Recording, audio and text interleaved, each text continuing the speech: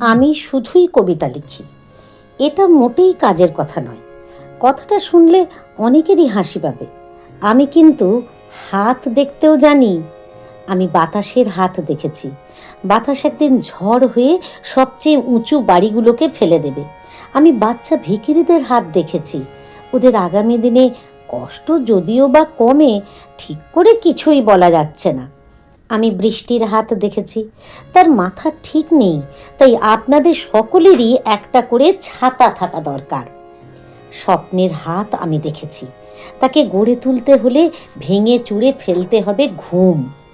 ভালোবাসার হাতও আমি দেখেছি। না চাইলেও সে সকলকে আঁকড়ে ধরবে।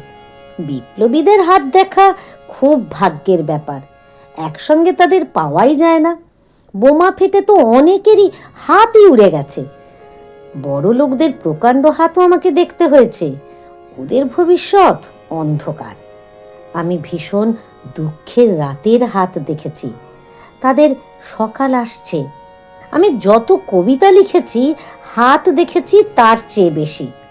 দয়া করে আমার কথা শুনে হাসবেন না। আমি নিজের হাতও দেখেছি। আমার ভবিষ্যৎ আপনাদের হাতে।